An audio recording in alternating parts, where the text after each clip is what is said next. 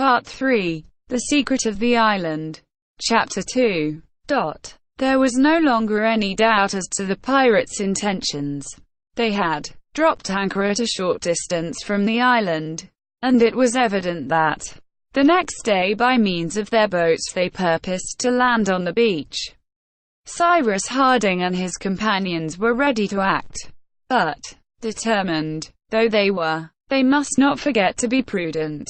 Perhaps their presence might still be concealed in the event of the pirates contenting themselves with landing on the shore without examining the interior of their island. It might be, indeed, that their only intention was to obtain fresh water from the Mersey, and it was not impossible that the bridge, thrown across 1.5 miles from the mouth, and the manufactory at their chimneys might escape their notice.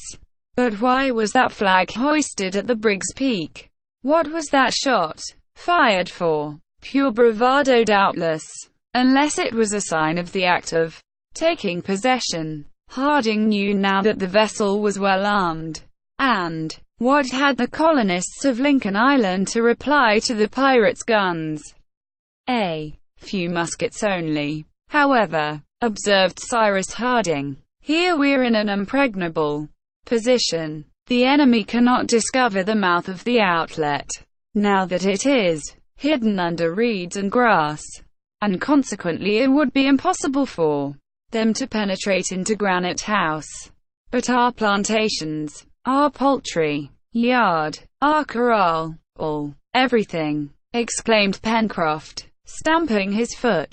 They may spoil everything, destroy everything in a few hours. Everything, Pencroft, answered Harding, and we have no means of preventing them. Are they numerous? That is the question, said the reporter. If they are not more than a dozen, we shall be able to stop them. But 40, 50, more perhaps, Captain Harding. Then said Ayrton, advancing towards the engineer, will you give me leave? For what, my friend? To go to that vessel to find out the strength of her crew. But Ayrton, answered the engineer, hesitating, you will risk your life. Why not, sir? That is more than your duty. I have more than my duty to do, replied Ayrton. Will you go to the ship in the boat? Asked Gideon Spilett. No, sir, but I will swim. A boat would be seen where a man may glide between wind and water. Do you know that the brig is 1.25 miles from the shore? Said Herbert. I am a good swimmer, Mr. Herbert. I tell you it is risking your life, said the engineer. That is no matter, answered Ayrton. Captain Harding, I ask this as a favor. Perhaps it will be a means of raising me in my own eyes. Go, Ayrton, replied the engineer, who felt sure that a refusal would have deeply wounded the former convict, now become an honest man. I will accompany you, said Pencroft. You must trust me, said Ayrton quickly, then more humbly. Alas, no, no, exclaimed Harding with animation. No, Ayrton, Pencroft does not mistrust you. You interpret his words wrongly. Indeed, returned the sailor. I only propose to accompany Ayrton as far as the islet. It may be, although it is scarcely possible, that one of these villains has landed, and in that case 2 men will not be too many to hinder him from giving the alarm. I will wait for Ayrton on the islet, and he shall go alone to the vessel, since he has proposed to do so. These things agreed to, Ayrton made preparations for his departure. His plan was bold, but it might succeed, thanks to the darkness of the night. Once arrived at the vessel's side, Ayrton, holding on to the main chains, might reconnoiter the number and perhaps overhear the intentions of the pirates. Ayrton and Pencroft, followed by their companions, descended to the beach. Ayrton undressed and rubbed himself with grease, so as to suffer less from the temperature of the water. which was still cold. He might, indeed, be obliged to remain in it for several hours. Pencroft and Neb, during this time, had gone to fetch the boat, moored a few hundred feet higher up, on the bank of the Mersey, and by the time they returned, Ayrton was ready to start. A coat was thrown over his shoulders, and the settlers all came round him to press his hand. Ayrton then shoved off with Pencroft in the boat. It was 10:30 in the evening when the two adventurers disappeared. In the darkness, their companions returned to wait at the Chimneys. The channel was easily traversed, and the boat touched the opposite shore of the islet. This was not done without precaution, for fear lest their pirates might be roaming about there. But after a careful survey, it was evident that the islet was deserted. Ayrton then, followed by Pencroft, crossed it with a rapid step, scaring the birds nestled in the holes of their rocks. Then, without hesitating, he plunged into the sea, and swam noiselessly in the direction of the ship, in which a few lights had recently appeared, showing her exact situation. As to Pencroft, he crouched down in a cleft of the rock, and awaited the return of his companion. In the meanwhile, Ayrton, swimming with a vigorous stroke, glided through the sheet of water without producing the slightest ripple. His head just emerged above it, and his eyes were fixed on the dark hull of the brig, from which the lights were reflected in the water. He thought only of the duty which he had promised to accomplish, and nothing of the danger which he ran, not only on board the ship, but in the sea, often frequented by sharks. The current bore him along, and he rapidly receded from the shore. Half an hour afterwards, Ayrton, without having been either seen or heard, arrived at the ship and caught hold of the main chains. He took breath. Then, hoisting himself up, he managed to reach the extremity of their cutwater. There were drying several pairs of sailor's trousers. He put on a pair. Then settling himself firmly, he listened. They were not sleeping on board the brig. On the contrary, they were talking, singing, laughing, and these were the sentences, accompanied with oaths, which principally struck Ayrton. "Our brig is a famous acquisition. She sails well, and merits her name of the Speedy. She would show all the navy of Norfolk a clean pair of heels. Hurrah for her captain! Hurrah for Bob Harvey!" What Ayrton felt when he overheard this fragment of conversation may be understood when it is known that in this Bob Harvey he recognized one of his old Australian companions, a daring sailor, who had continued his criminal career. Bob Harvey had seized, on the shores of Norfolk Island, this brig, which was loaded with arms, ammunition, utensils, and tools of all sorts, destined for one of the Sandwich Islands. All his gang had gone on board, and pirates after having been convicts. These wretches, more ferocious than the Malays themselves, scoured the Pacific, destroying vessels, and massacring their crews. The convicts spoke loudly. They recounted their deeds, drinking deeply at the same time. And this is what Ayrton gathered. The actual crew of the Speedy was composed solely of English prisoners, escaped from Norfolk Island. Here it may be well to explain what this island was. In 29 feet south latitude, and 165.42 feet east longitude, to the east of Australia, is found a little island, 6 miles in circumference, overlooked by Mount Pitt, which rises to a height of 100 feet above the level of the sea. This is Norfolk Island, once the seat of an establishment in which were lodged the most intractable convicts from the English penitentiaries. They numbered 500, under an iron discipline, threatened with terrible punishments, and were guarded by 150 soldiers, and 150 employed under the orders of the governor. It would be difficult to imagine a collection of greater ruffians.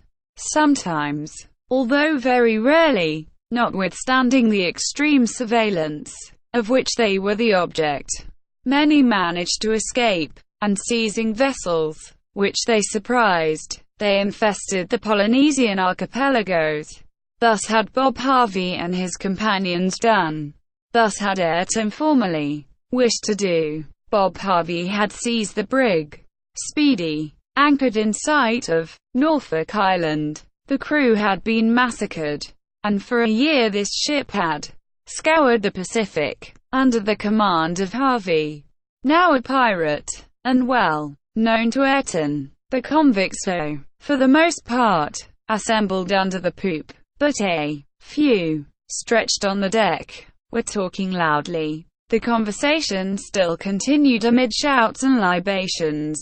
Ayrton learned that chance alone had brought their Speedy in sight of Lincoln Island. Bob Harvey had never yet set foot on it, but, as Cyrus Harding had conjectured, finding this unknown land in his course, its position being marked on no chart, he had formed the project of visiting it, and, if he found it suitable, of making it the brig's headquarters. As to the black flag hoisted at their Speedy's peak, and the gun which had been fired, in imitation of men of war when they lowered their colors, it was pure piratical bravado. It was in no way a signal, and no communication yet existed between the convicts and Lincoln Island. The settlers' domain was now menaced with terrible danger. Evidently their island, with its water, its harbor, its resources of all kinds so increased in value by the colonists, and the concealment afforded by Granite House, could not but be convenient for the convicts. In their hands it would become an excellent place of refuge, and, being unknown, it would assure them, for a long time perhaps, impunity and security. Evidently, also, the lives of the settlers would not be respected, and Bob Harvey and his accomplices' first care would be to massacre them without mercy. Harding and his companions had, therefore, not even the choice of flying and hiding themselves in the island, since the convicts intended to reside there, and since, in the event of their Speedy departing on an expedition, it was probable that some of the crew would remain on shore, so as to settle themselves there. Therefore, it would be necessary to fight, to destroy every one of these scoundrels, unworthy of pity, and against whom any means would be right.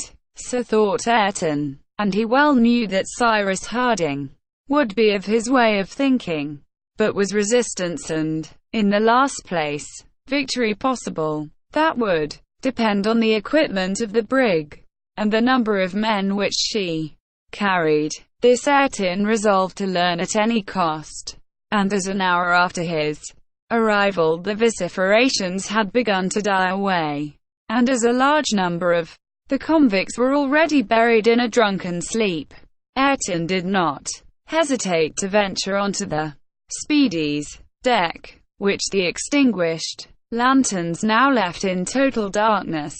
He hoisted himself onto the cutwater, and by the bowsprit arrived at the forecastle.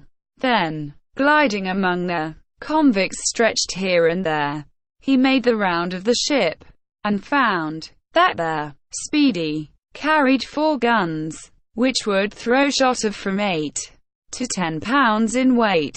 He found also, on touching them, that these guns were breech loaders.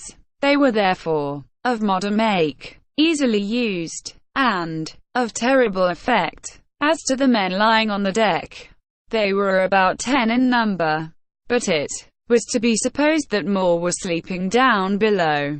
Besides, By listening to them, Ayrton had understood that there were 50 on board.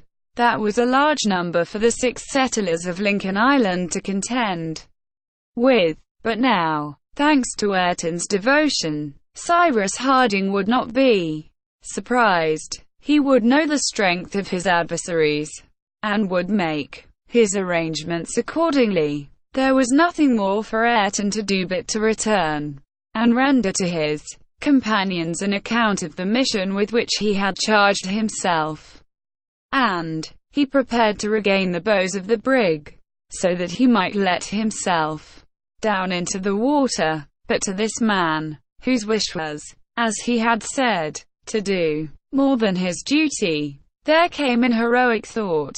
This was to sacrifice his own life, but save the island and the colonists.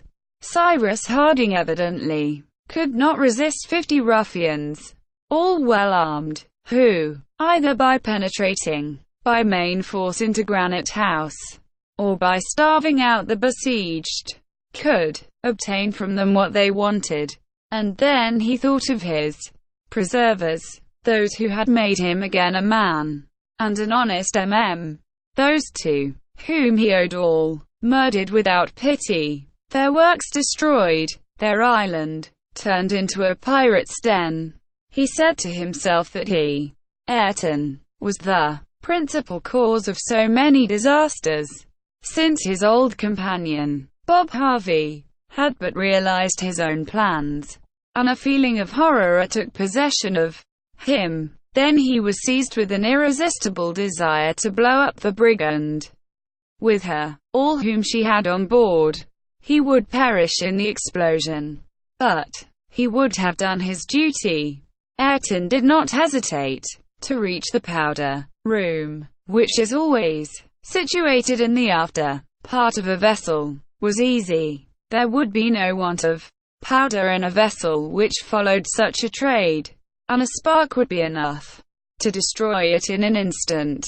Ayrton stole carefully along the between decks, strewn with numerous sleepers, overcome more by drunkenness than sleep. A lantern was lighted at the foot of the mainmast, round which was hung the gun rack, furnished with weapons of all sorts.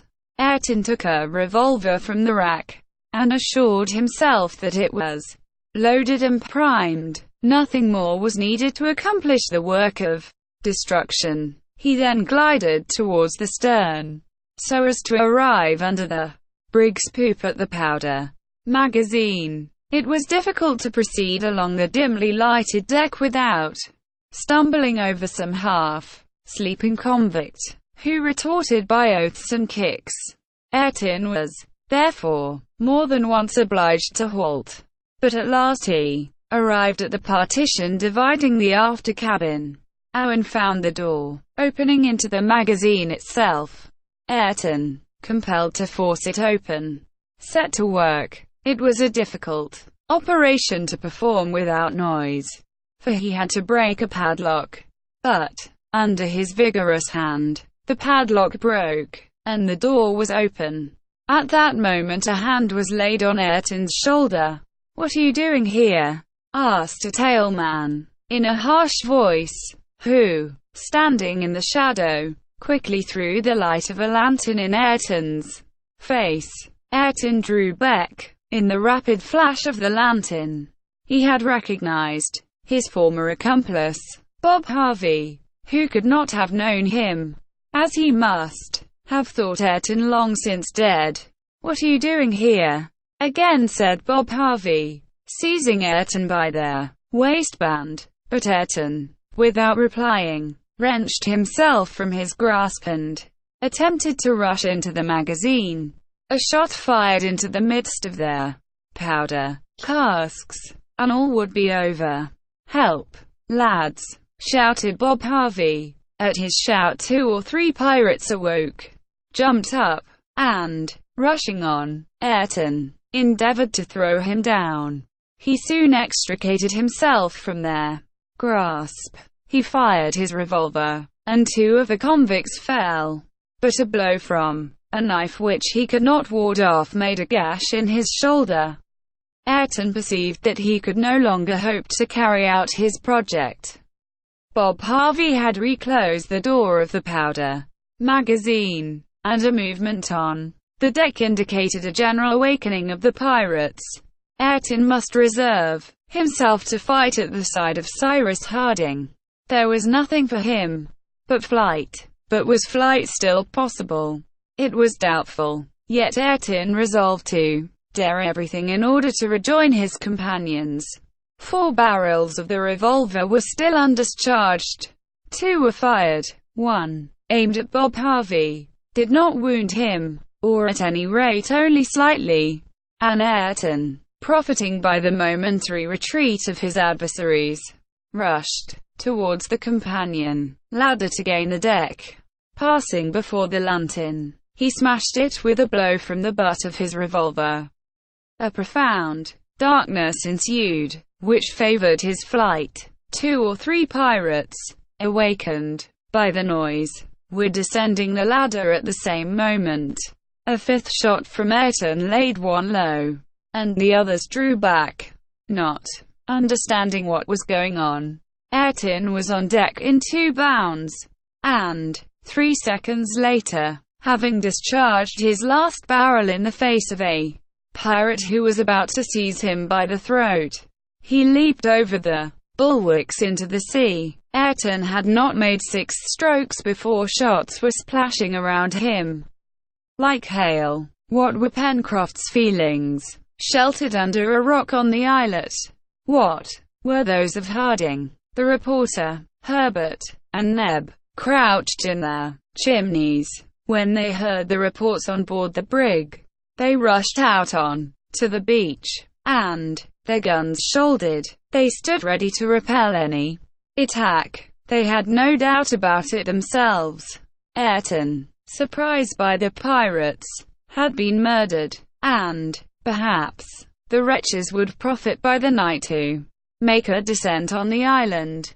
Half an hour was passed in terrible anxiety. The firing had ceased, and yet neither Ayrton nor Pencroft had reappeared. Was the islet invaded?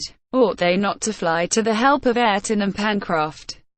But how? The tide, being high at that time, rendered the channel impassable. The boat was not there. We may imagine the horrible anxiety which took possession of Harding and his companions.